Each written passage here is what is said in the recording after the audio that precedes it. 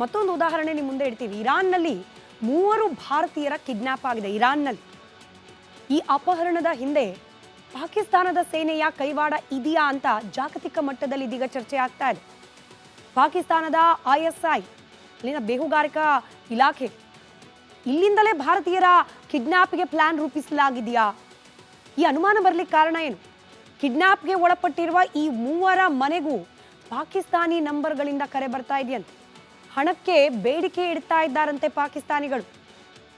Kidnap ಮಾಡಿ ಹಣಕ್ಕೆ ಬೇಡಿಕೆ ಇಟ್ಟು ನಂತರದಲ್ಲಿ ಅದನ್ನು ಭಾರತದ ಮೇಲೆ ತಿರುಗಿಸ್ಬಿಡೋದು, ಭಾರತೀಯರಿಗೆ ಗೂಢಾಚಾರಿಕೆಯ ಆರೋಪವನ್ನು ಹೊರಿಸಬಹುದು ಅಂತ ಹೇಳಿ. ಹಿಂದೆ ನಾವು ಗಮನಿಸಿದ್ವಿ, ಅಮೃತ್ಸರ ಪಂಜಾಬ್, ಈ ಭಾರತ ಹಾಗೆ ಪಾಕಿಸ್ತಾನದ ನಡುವೆ ಸಂಘರ್ಷ ನಡೀತಾ ಇದ್ದ ಸಂದರ್ಭದಲ್ಲಿ ಪಾಕಿಸ್ತಾನದಿಂದ ಹೇಳಿಕೆ ಏನು ಬಂದಿತ್ತು? ಅಮೃತ್ಸರದ ಮೇಲೆ ತಮಗೆ ತಾವೇ ಟಾರ್ಗೆಟ್ ಮಾಡಿಕೊಂಡು ಭಾರತೀಯ ಸೇನೆನೇ ಅಟ್ಯಾಕ್ ಮಾಡ್ತು, ಅದನ್ನು ಪಾಕಿಸ್ತಾನದ ಮೇಲೆ ಹೊರಿಸ್ತಿದ್ದಾರೆ ಅಂತ ಹೇಳಿ. ಇಂಥ ಪಾಕಿಸ್ತಾನದ ಚಾಳಿನ ಬಹಳಷ್ಟು ನೋಡ್ಬಿಟ್ಟಿದ್ದೇವೆ ನಾವು. ಮೇ 1ರಂದು ಇರಾನ್ಗೆ ಹೋಗಿದ್ರು ಈ 3 ಭಾರತೀಯರು. ಇರಾನ್ ರಾಜಧಾನಿ ಟೆಹರಾನ್ಗೆ ಹೋಗ್ತಾ ಇದ್ದಂತೆ ನಾಪತ್ತೆಯಾಗಿದ್ದಾರೆ. ಇದು ಮೊದಲ ಪ್ರಕರಣ ಅಲ್ಲ, 1 ವರ್ಷದ ಅಂತರದಲ್ಲೇ ಆಗ್ತಾ ಇರುವ 2ನೇ ಪ್ರಕರಣ ಇದು. ಭಾರತೀಯರು ನಾಪತ್ತೆಯಾಗ್ತಾ ಇರೋದು. 3 ಟೆಹರಾನ್ನಿಂದ ಆಸ್ಟ್ರೇಲಿಯಾಗೆ ಹೋಗಬೇಕಾಗಿತ್ತು. ಈ 3ರಿಗೆ ಪಂಜಾಬ್ನ ಏಜೆಂಟ್ ಒಬ್ಬರು ಸಹಾಯ ಮಾಡ್ತಾ ಇದ್ರು. ಆದರೆ ಈಗ ಏಕಾಏಕಿ ನಾಪತ್ತೆಯಾಗಿದ್ದಾರೆ. ಇದರಿಂದ ಪಾಕಿಸ್ತಾನ ನಿಜಕ್ಕೂ ಇದೆಯಾ? ಅತಿ ಶೀಘ್ರದಲ್ಲಿ ಇದರ ಮಾಹಿತಿಗಳು ಹೊರಬೀಳೋ ನಿರೀಕ್ಷೆ ಇದೆ. ಸಹಜವಾಗಿ ಭಾರತ ಸರ್ಕಾರ ಇದನ್ನು ರಾಜತಾಂತ್ರಿಕ ಮಟ್ಟದಲ್ಲಿ ಯಾವ ರೀತಿ ಹ್ಯಾಂಡಲ್ ಮಾಡಬೇಕು ಆ ಬಗ್ಗೆ ಗಮನವನ್ನು ಕೊಡ್ತಾ ಇದೆ. ದುಡ್ಡಿಗಾಗಿ ಜನರನ್ನ ಕಿಡ್ನಾಪ್ ಮಾಡಿಸೋ ಹಂತಕ್ಕೆ ಹೋಗ್ಬಿಡ್ತಾ ಪಾಕಿಸ್ತಾನ, ಗೊತ್ತಿದೆ ಭಿಕ್ಷುಕರ ದೇಶ ಅದು ಅಂತ ಹೇಳಿ, ಅಥವಾ ಬೇರೆ ಏನಾದರೂ ಇರಾದೆ ಇಟ್ಕೊಂಡು ಇಂಥ ಗೇಮ್ ಆಡುವ ಪ್ರಯತ್ನ ಮಾಡ್ತಾ ಇದೆಯಾ ಪಾಕಿಸ್ತಾನ? ಹೆಚ್ಚಿನ ಎಂತೆಂಥ ಕುತಂತ್ರ ಕೈ ಹಾಕ್ತಿದೆ ಪಾಕಿಸ್ತಾನ ಅಂದರೆ ಮತ್ತೊಂದು ಉದಾಹರಣೆ ನಿಮ್ಮ ಮುಂದೆ ಇಡ್ತೀವಿ. ಇರಾನ್ನಲ್ಲಿ 3 ಭಾರತೀಯರ ಕಿಡ್ನಾಪ್ ಆಗಿದೆ. ಇರಾನ್ನಲ್ಲಿ ಈ ಅಪಹರಣದ ಹಿಂದೆ ಪಾಕಿಸ್ತಾನದ ಸೇನೆಯ ಕೈವಾಡ ಇದೆಯಾ ಅಂತ ಜಾಗತಿಕ ಮಟ್ಟದಲ್ಲಿ ಇದೀಗ ಚರ್ಚೆ ಆಗ್ತಾ ಇದೆ. ಪಾಕಿಸ್ತಾನದ ISI ಅಲ್ಲಿನ ಬೇಹುಗಾರಿಕಾ ಇಲಾಖೆ ಇಲ್ಲಿಂದಲೇ ಭಾರತೀಯರ ಕಿಡ್ನಾಪ್ಗೆ ಪ್ಲಾನ್ ರೂಪಿಸಲಾಗಿದೆಯಾ? ಈ ಅನುಮಾನ ಬರಲಿಕ್ಕೆ ಕಾರಣ ಏನು? ಕಿಡ್ನಾಪ್ಗೆ ಒಳಪಟ್ಟಿರುವ ಈ 3 ಮನೆಗೂ ಪಾಕಿಸ್ತಾನಿ ನಂಬರ್ಗಳಿಂದ ಕರೆ ಬರ್ತಾ ಇದೆಯಂತೆ. ಹಣಕ್ಕೆ ಬೇಡಿಕೆ ಇಡ್ತಾ ಇದ್ದಾರಂತೆ ಪಾಕಿಸ್ತಾನಿಗಳು. ಕಿಡ್ನಾಪ್ ಮಾಡಿ ಹಣಕ್ಕೆ ಬೇಡಿಕೆ ಇಟ್ಟು ನಂತರದಲ್ಲಿ ಅದನ್ನು ಭಾರತದ ಮೇಲೆ ತಿರುಗಿಸ್ಬಿಡೋದು, ಭಾರತೀಯರಿಗೆ ಗೂಢಾಚಾರಿಕೆಯ ಆರೋಪವನ್ನು ಹೊರಿಸಬಹುದು ಅಂತ ಹೇಳಿ.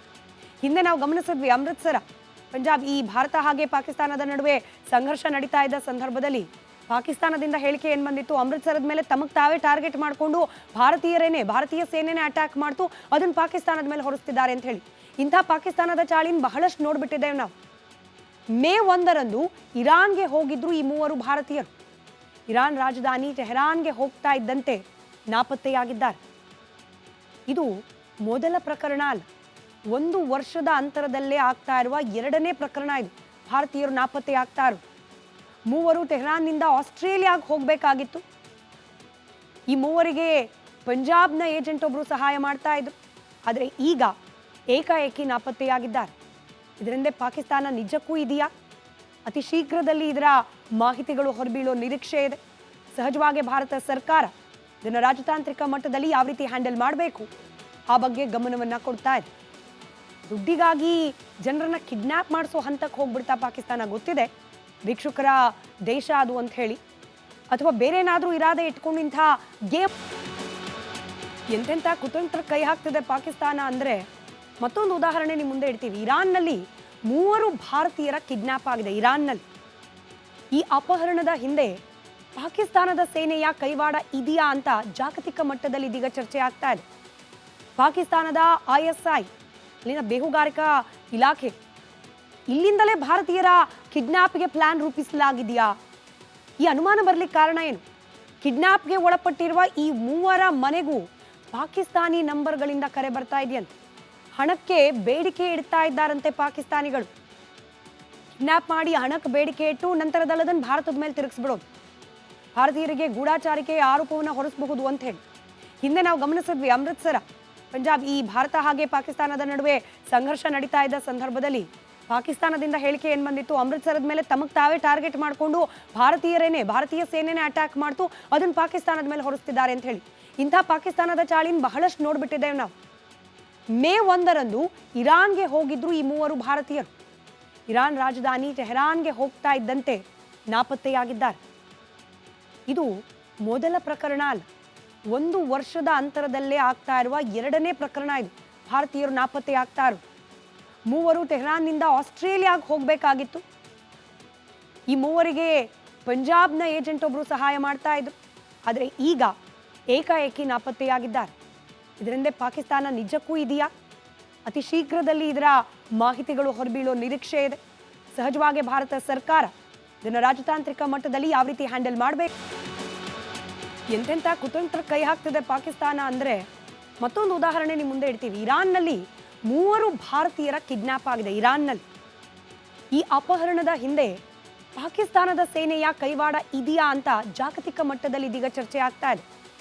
ಪಾಕಿಸ್ತಾನದ ISI, ಇಲ್ಲಿನ ಬೇಹುಗಾರಿಕಾ ಇಲಾಖೆ, ಇಲ್ಲಿಂದಲೇ ಭಾರತೀಯರ ಕಿಡ್ನಾಪ್ಗೆ ಪ್ಲಾನ್ ರೂಪಿಸಲಾಗಿದೆಯಾ? ಈ ಅನುಮಾನ ಬರಲಿಕ್ಕೆ ಕಾರಣ ಏನು? ಕಿಡ್ನಾಪ್ಗೆ ಒಳಪಟ್ಟಿರುವ ಈ 3 ಮನೆಗೂ ಪಾಕಿಸ್ತಾನಿ ನಂಬರ್ಗಳಿಂದ ಕರೆ ಬರ್ತಾ ಇದೆಯಂತೆ. ಹಣಕ್ಕೆ ಬೇಡಿಕೆ ಇಡ್ತಾ ಇದ್ದಾರಂತೆ ಪಾಕಿಸ್ತಾನಿಗಳು. ಕಿಡ್ನಾಪ್ ಮಾಡಿ ಹಣಕ್ಕೆ ಬೇಡಿಕೆ ಇಟ್ಟು ನಂತರದಲ್ಲದನ್ನು ಭಾರತದ ಮೇಲೆ ತಿರುಗಿಸ್ಬಿಡೋದು, ಭಾರತೀಯರಿಗೆ ಗೂಢಾಚಾರಿಕೆ ಆರೋಪವನ್ನು ಹೊರಿಸಬಹುದು ಅಂತ ಹೇಳಿ.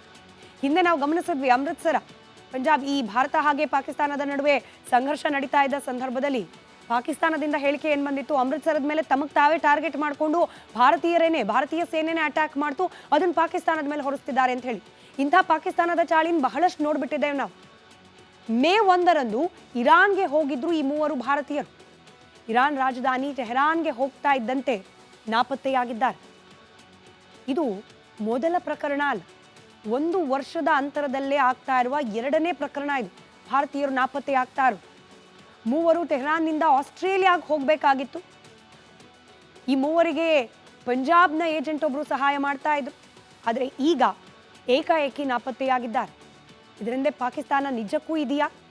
ಅತಿ ಶೀಘ್ರದಲ್ಲಿ ಇದರ ಮಾಹಿತಿಗಳು ಹೊರಬೀಳೋ ನಿರೀಕ್ಷೆ ಇದೆ. ಸಹಜವಾಗಿ ಭಾರತ ಸರ್ಕಾರ ಇದನ್ನು ರಾಜತಾಂತ್ರಿಕ ಮಟ್ಟದಲ್ಲಿ ಯಾವ ರೀತಿ ಹ್ಯಾಂಡಲ್ ಮಾಡಬೇಕು ಆ ಬಗ್ಗೆ ಗಮನವನ್ನು ಕೊಡ್ತಾ ಇದೆ. ದುಡ್ಡಿಗಾಗಿ ಜನರನ್ನ ಕಿಡ್ನಾಪ್ ಮಾಡಿಸೋ ಹಂತಕ್ಕೆ ಹೋಗ್ಬಿಡ್ತಾ ಪಾಕಿಸ್ತಾನ, ಗೊತ್ತಿದೆ ಭಿಕ್ಷುಕರ ದೇಶ ಅದು ಅಂತ ಹೇಳಿ, ಅಥವಾ ಬೇರೆ ಏನಾದರೂ ಇರಾದೆ ಇಟ್ಕೊಂಡು ಇಂಥ ಗೇಮ್ ಆಡುವ ಪ್ರಯತ್ನ ಮಾಡ್ತಾ ಇದೆಯಾ ಪಾಕಿಸ್ತಾನ? ಹೆಚ್ಚಿನ ಎಂತೆಂಥ ಕುತಂತ್ರ ಕೈ ಹಾಕ್ತಿದೆ ಪಾಕಿಸ್ತಾನ ಅಂದರೆ, ಮತ್ತೊಂದು ಉದಾಹರಣೆ ನಿಮ್ಮ ಮುಂದೆ ಇಡ್ತೀವಿ. ಇರಾನ್ನಲ್ಲಿ 3 ಭಾರತೀಯರ ಕಿಡ್ನಾಪ್ ಆಗಿದೆ. ಇರಾನ್ನಲ್ಲಿ ಈ ಅಪಹರಣದ ಹಿಂದೆ ಪಾಕಿಸ್ತಾನದ ಸೇನೆಯ ಕೈವಾಡ ಇದೆಯಾ ಅಂತ ಜಾಗತಿಕ ಮಟ್ಟದಲ್ಲಿ ಇದೀಗ ಚರ್ಚೆ ಆಗ್ತಾ ಇದೆ. ಪಾಕಿಸ್ತಾನದ ISI, ಇಲ್ಲಿನ ಬೇಹುಗಾರಿಕಾ ಇಲಾಖೆ, ಇಲ್ಲಿಂದಲೇ ಭಾರತೀಯರ ಕಿಡ್ನಾಪ್ಗೆ ಪ್ಲಾನ್ ರೂಪಿಸಲಾಗಿದೆಯಾ? ಈ ಅನುಮಾನ ಬರಲಿಕ್ಕೆ ಕಾರಣ ಏನು? ಕಿಡ್ನಾಪ್ಗೆ ಒಳಪಟ್ಟಿರುವ ಈ 3 ಮನೆಗೂ ಪಾಕಿಸ್ತಾನಿ ನಂಬರ್ಗಳಿಂದ ಕರೆ ಬರ್ತಾ ಇದೆಯಂತೆ. ಹಣಕ್ಕೆ ಬೇಡಿಕೆ ಇಡ್ತಾ ಇದ್ದಾರಂತೆ ಪಾಕಿಸ್ತಾನಿಗಳು. ಕಿಡ್ನಾಪ್ ಮಾಡಿ ಹಣಕ್ಕೆ ಬೇಡಿಕೆ ಇಟ್ಟು ನಂತರದಲ್ಲದನ್ನು ಭಾರತದ ಮೇಲೆ ತಿರುಗಿಸ್ಬಿಡೋದು, ಭಾರತೀಯರಿಗೆ ಗೂಢಾಚಾರಿಕೆ ಆರೋಪವನ್ನು ಹೊರಿಸಬಹುದು ಅಂತ ಹೇಳಿ. ಹಿಂದೆ ನಾವು ಗಮನಿಸಿದ್ವಿ, ಅಮೃತ್ಸರ, ಪಂಜಾಬ್, ಈ ಭಾರತ ಹಾಗೆ ಪಾಕಿಸ್ತಾನದ ನಡುವೆ ಸಂಘರ್ಷ ನಡೀತಾ ಇದ್ದ ಸಂದರ್ಭದಲ್ಲಿ ಪಾಕಿಸ್ತಾನದಿಂದ ಹೇಳಿಕೆ ಏನು ಬಂದಿತ್ತು? ಅಮೃತ್ಸರದ ಮೇಲೆ ತಮಗೆ ತಾವೇ ಟಾರ್ಗೆಟ್ ಮಾಡಿಕೊಂಡು ಭಾರತೀಯ ಸೇನೆನೇ ಅಟ್ಯಾಕ್ ಮಾಡ್ತು, ಅದನ್ನು ಪಾಕಿಸ್ತಾನದ ಮೇಲೆ ಹೊರಿಸ್ತಿದ್ದಾರೆ ಅಂತ ಹೇಳಿ. ಇಂಥ ಪಾಕಿಸ್ತಾನದ ಚಾಳಿನ ಬಹಳಷ್ಟು ನೋಡ್ಬಿಟ್ಟಿದ್ದೇವೆ ನಾವು. ಮೇ 1ರಂದು ಇರಾನ್ಗೆ ಹೋಗಿದ್ರು ಈ 3 ಭಾರತೀಯರು. ಇರಾನ್ ರಾಜಧಾನಿ ಟೆಹರಾನ್ಗೆ ಹೋಗ್ತಾ ಇದ್ದಂತೆ ನಾಪತ್ತೆಯಾಗಿದ್ದಾರೆ. ಇದು ಮೊದಲ ಪ್ರಕರಣ ಅಲ್ಲ, 1 ವರ್ಷದ ಅಂತರದಲ್ಲೇ ಆಗ್ತಾ ಇರುವ 2ನೇ ಪ್ರಕರಣ ಇದು. ಭಾರತೀಯರು ನಾಪತ್ತೆ ಆಗ್ತಾ ಇರೋದು. ಮೂವರು ಟೆಹರಾನ್ನಿಂದ ಆಸ್ಟ್ರೇಲಿಯಾಗೆ ಹೋಗಬೇಕಾಗಿತ್ತು. ಈ ಮೂವರಿಗೆ ಪಂಜಾಬ್ನ ಏಜೆಂಟ್ ಒಬ್ಬರು ಸಹಾಯ ಮಾಡ್ತಾ ಇದ್ರು. ಆದರೆ ಈಗ ಏಕಾಏಕಿ ನಾಪತ್ತೆಯಾಗಿದ್ದಾರೆ. ಇದರಿಂದ ಪಾಕಿಸ್ತಾನ ನಿಜಕ್ಕೂ ಇದೆಯಾ? ಅತಿ ಶೀಘ್ರದಲ್ಲಿ ಇದರ ಮಾಹಿತಿಗಳು ಹೊರಬೀಳೋ ನಿರೀಕ್ಷೆ ಇದೆ. ಸಹಜವಾಗಿ ಭಾರತ ಸರ್ಕಾರ ಇದನ್ನು ರಾಜತಾಂತ್ರಿಕ ಮಟ್ಟದಲ್ಲಿ ಯಾವ ರೀತಿ ಹ್ಯಾಂಡಲ್ ಮಾಡಬೇಕು ಆ ಬಗ್ಗೆ ಗಮನವನ್ನು ಕೊಡ್ತಾ ಇದೆ.